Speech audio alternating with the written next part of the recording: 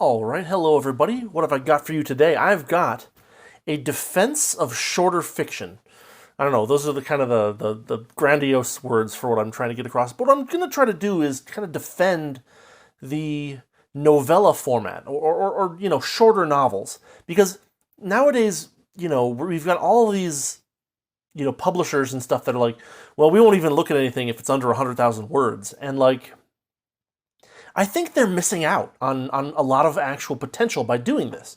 Um, what do we gain by having a shorter work of fiction compared to a very large one?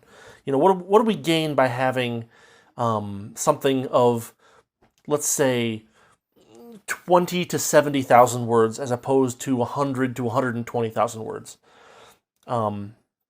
Well, I mean, the most obvious answer is that it's shorter, right? Well, what does shorter mean in fiction for writing and for reading? Well, number one, it means for writing and for reading, it means shorter turnover time. If I am writing something and, I have a goal of 25,000, 30,000, 40,000 words, and I put that out there and, it appears that like there's nothing to it, then, well, I've only invested the time that it took to write 40,000 words, as opposed to investing the time it takes to write 80,000 words, or 100,000 words, or 150,000 words. It has the advantage that both as a writer and as a reader, I get to choose, and the same is true as a reader, right? Like, if I read something and it's, 20,000 pages, I'm out an hour. I'm not out 3 or 6 or 7 or 10 hours, right? And so it helps to like moderate my investment time, right? Both from a writing perspective and from a reading perspective. It's one of those things where I could feel if I had read 3 hours of something that I really didn't like, I feel worse about it than if I read 1 hour of something that I didn't like to a similar extent. And at that point, I can say, well, I don't need to read anything else from this author, right? Like there was that book, The Object, that I reviewed a few weeks ago, right? It was bad science fiction.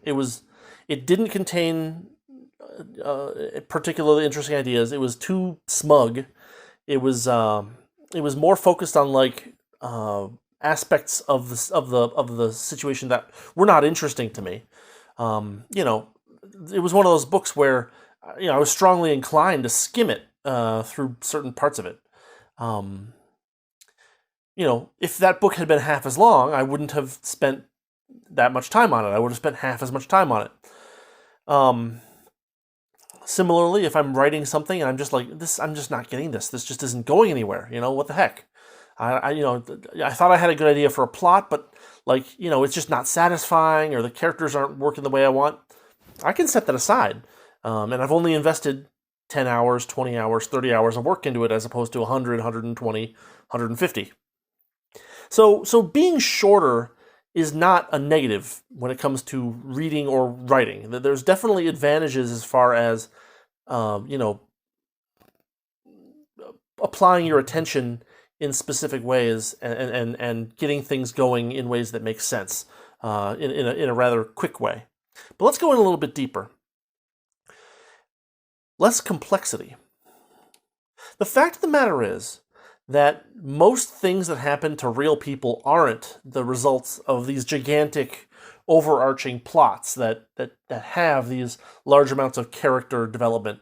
If you think about yourself, in real terms, you accomplish things sometimes, and those accomplishments don't necessarily involve multiple threads of plot coming together and weaving together. They don't involve massive amounts of like character development from the perspective of a person or other people, right? And so with shorter works, you can focus on this thing that's happening right now. You can worry less about having all this complex connective tissue between big event X and big event Y and big event Z. And you can focus on big event X, and you can look more carefully and more cleanly at what you're trying to get across in big event X.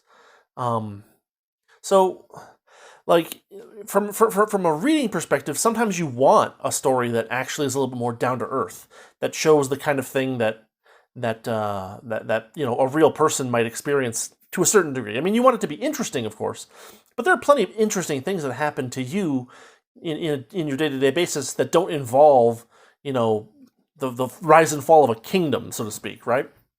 Whereas as you get longer and longer, the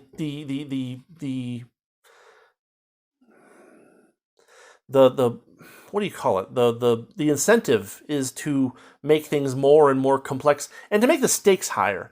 And again, there's a lot of problems with super high stakes. If you constantly have these super high stakes events happening, just imagine like a fictional world. If these super high stakes events are happening all the time, and it's only our group of heroes that can prevent it from boiling over into something horrible.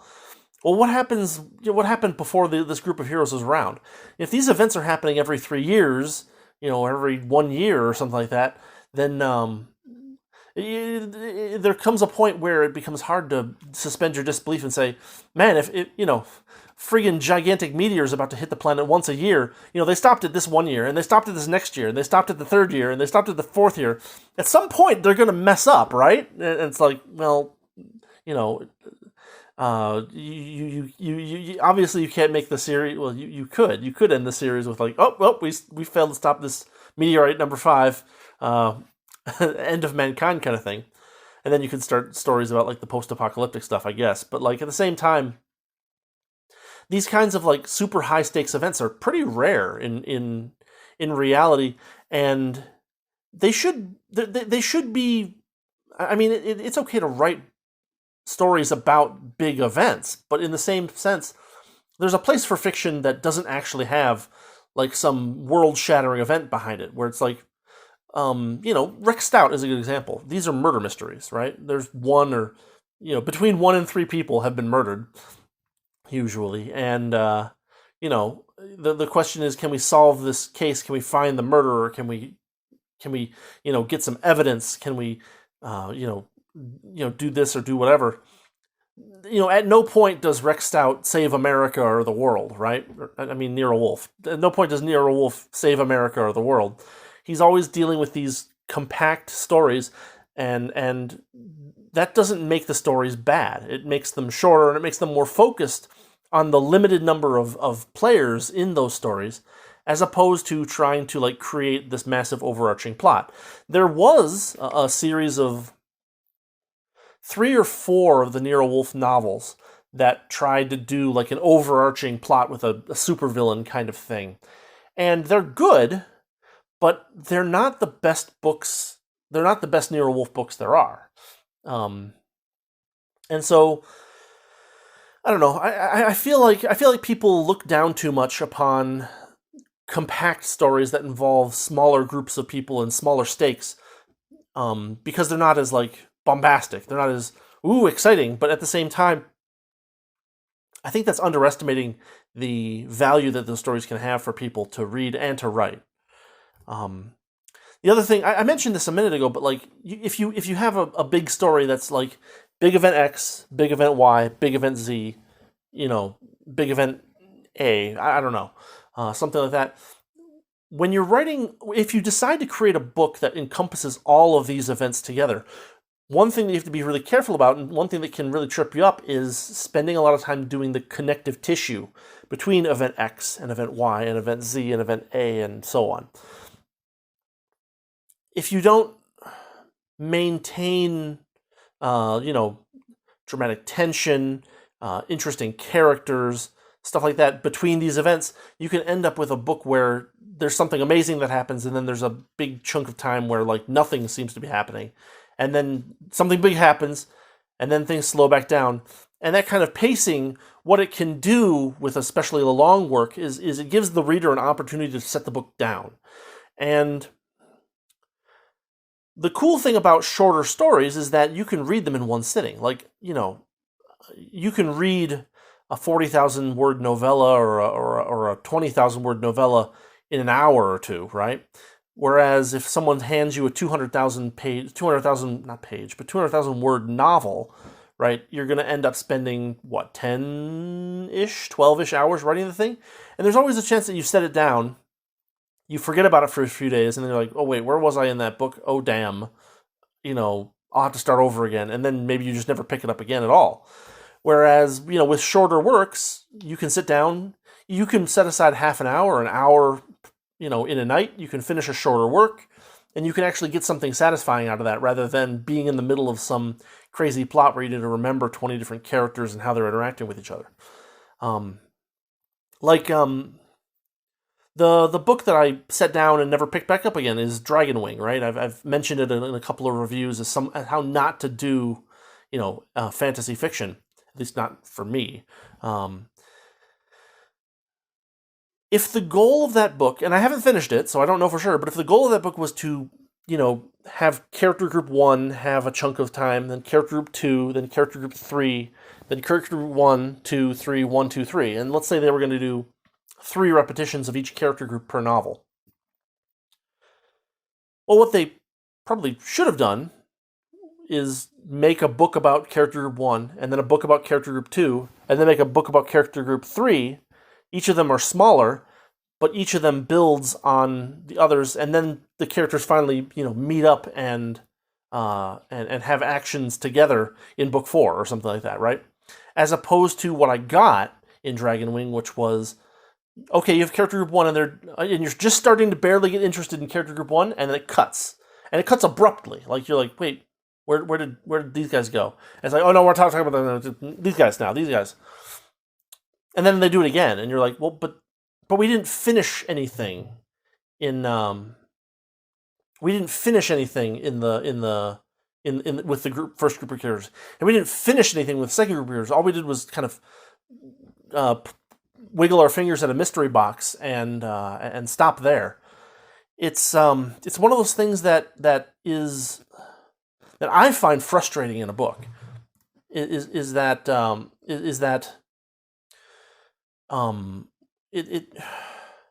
it just doesn't work very well from a plotting sense. If you're going to have multiple plot lines, then at least get somewhere where there's an interesting conclusion, and then you can move on to the next thing, as opposed to baiting and switching, or what feels like baiting and switching repeatedly.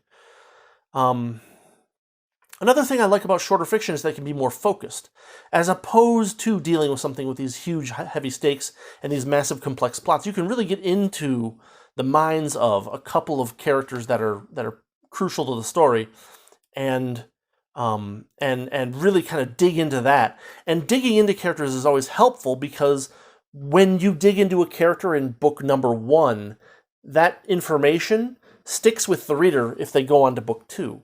And so, like, you can build up characters that way. In fact, that's how Rex Stout did it, right? He never info dumps any of the characters. Not even in the first book, right? Not even in Fer-de-Lance. He's always giving you a little touch of a character, and then another little touch of a character in another book, and another little touch of a character in a little book. And by the point that you've read 3 or 4 or 5 Nero Wolfe books, these characters are actually starting to get pretty layered and pretty well developed. As opposed to, in book 1, I explain XYZ. In book 2, I re-explain XYZ and also add ABC. In book 3, I explain all 6 of those previous things plus DEF.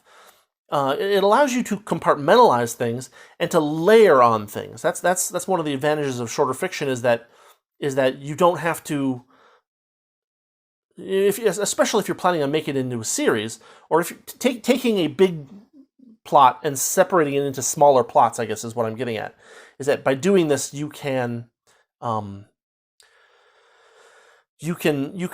of layer on character development little bit by little bit by little bit, and you can get something out of that. That can be a very effective technique for getting readers to actually, like, kind of feel comfortable around the characters, as opposed to here's our dump about this character and here's our dump about this character.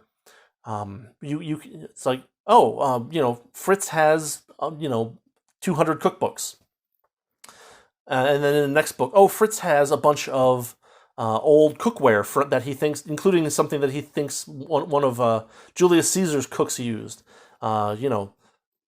Next book, Fritz, always accepts a joke but never tries to return one. Lots of little things like that build up a character generally without using up too much time in any particular work. And let's see. Anything else I want to mention? Um, so one other thing that I think is worth mentioning is that a shorter piece of fiction, a novel, short novel or a novella, is a lot more like. I mean, I've mentioned this already that you can have like only so much time per day to devote to something like a book. Um, but the what can happen with a novella or with a shorter work is that it can kind of feel like a TV episode. And I'm not trying to argue that you should structure things like TV episodes, but if you think about like the really good episodic television in like the 1980s and 1990s, you would have a familiar character. You'd have that familiar character get into a new situation. You'd have him or her deal with that new situation, and then you would close things up, and you'd say, okay, well, there's going to be a new adventure soon. Um, you know, it made it so that you could hop in anywhere in that series and be like, okay, cool, I'm good here, as opposed to, if you haven't seen episode 1, you can't watch episode 2, and if you haven't seen episode 2, you can't see episode 3. It giving people more on ramps into a world, into a group of characters, is better than giving them fewer on ramps. The less burden that you put on the reader, I mean, as a writer, the less of a burden that you put on the reader for their attention, for their time, for their care on selecting the sequence of things that they've read. Every time you put more of a burden on the reader, you kick off a few readers who are on the margin, who are like, I'd love to read this new book by you, but I mean, like, you say specifically that it's, book 3 of 7 in this series, and, book 1 is a chonker. I haven't read that. Book 2 is another chonker. I like the preview for book 3, but like I'm looking at the previews for book 1 and 2, and they look kind of meh to me. Maybe I just won't try this series, as opposed to like a short thing where you're like, here's these characters, they get into this situation, and they get out of it, and that's the fun. So let's see. There's that. I've mentioned that. There's one other thing worth I think mentioning is that like there used to be these pulp magazines all over the place. If you go to pulpmagazineproject.com, I think it is. I'll find the link and I'll put it in the description. But if you get into like that, you find out that there was like hundreds. Of hundreds is maybe a little bit of an exaggeration, but like let's say between 1 and 200 of these pulp magazines that every week or every month or maybe twice a month or whatever, maybe even quarterly, they would publish 10 to 20,000 word stories from people, in a particular genre. The amazing stories, the detective stories, the whatever. There were all these pulp magazines, and they're all kind of dead now, which is, I think, to me, I think that's kind of it's kind of a shame, is the way I think about it. It's like they were a really good opportunity for you to read a variety of authors in the same thing, and to have them be, collected by theme, and there still are some of these magazines around. There's science fiction magazines like, what's it called, Analog or Clark's World or whatever. But like, there's so few of them that like, if you don't like what one of these magazines is putting out, well, it might be that all the magazines are putting out similar stuff because there's so few of them, and you might just not be interested in what they're producing. In which case, what you need is a different magazine that covers different stuff. But if they're all kind of like these legacy, magazines that all cover this very specific niche, what do? You're kind of out of luck. So, I don't know. I like the old pulps where, you could find a pulp magazine about Western stories, and like there would just be like a cool 4,000 word short story, in a Western setting about something, anything, and you could pick up a feel for a lot of authors that way relatively quickly. Plus, there's also the fact that I really enjoy, like Lovecraft and Robert E. Howard and and a lot of those writers, and a lot of them kind of made their name in the pulps, which I guess is kind of a nostalgia thing. So maybe I'm crazy there, but for some reason the current current market for writing seems to be really focused on these extra long, super heavy epic tales where the whole universe is at stake every single time, and I don't know. I find that kind of overwhelming.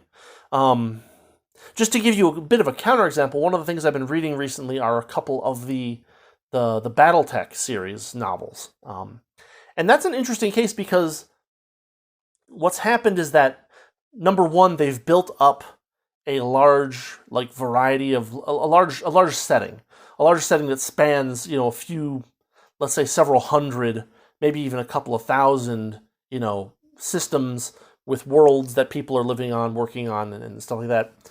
And in that case, the loss of a single world or the gain of a single world actually are fairly small stakes based on some of the other things that are happening in the world.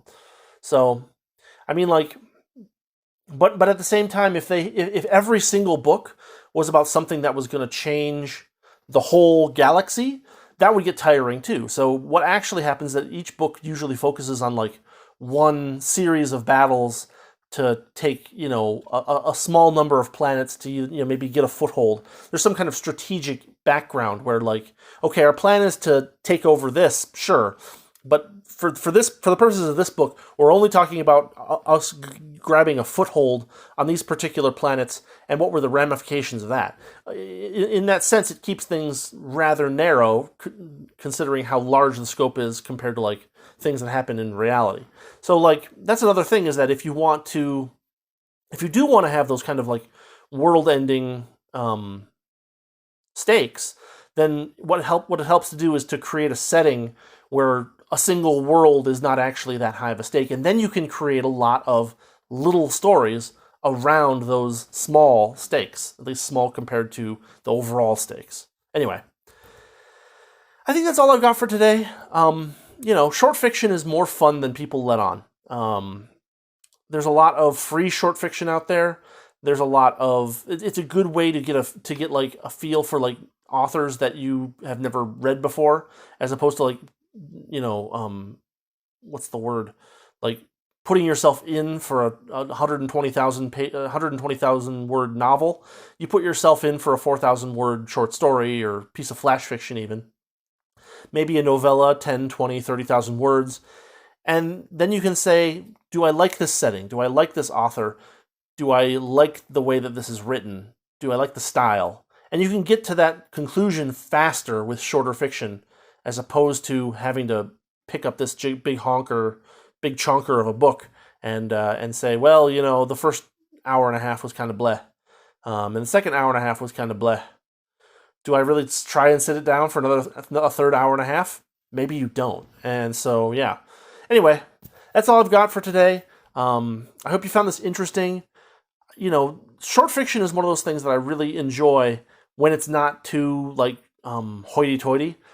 That's another thing that you got to watch out for, is that some people are my short fiction here is about the theme of togetherness, and that can be very irritating, if not repulsive, because what they're trying to do is they're trying to shoehorn a big idea into a small thing, and that means that they're going to do a poor job of it usually. Anyway, that's all I've got for today. I keep saying that, but there we go. If you like this, if you're still here and you want to help the channel, you know what to do. If you really want to help the channel, there will be a link to my fiction blog in the description where you can check out some of my free shorts or even my, relatively inexpensive novellas. So yeah, that's all I've got for today. Happy Friday, everybody. Have a good weekend, and I'll be back on Monday. Not sure exactly with. One of the things I thought of while I was making this video was that I really do want to talk about the advantages of smaller stakes in detail. I think that might be fun. So I might do something like that. I'll probably have something about, the wordy pair next week, because the episode that's coming out tomorrow morning is going to be fun. I'm kind of on the home. I've been saying this for a long time, but I'm finally on the home stretch for the novel, which is going pretty well. And it's not a super long novel. It's 80,000 words or so. But I really enjoyed chapter 1. I might put chapter 1 up for a preview for everybody. And one thing I might also do is I might read one of my short stories or flash fictions that I did, just for fun, because some of that stuff is good. Anyway, that's all I've got. Have a good weekend, and I will see you all next time.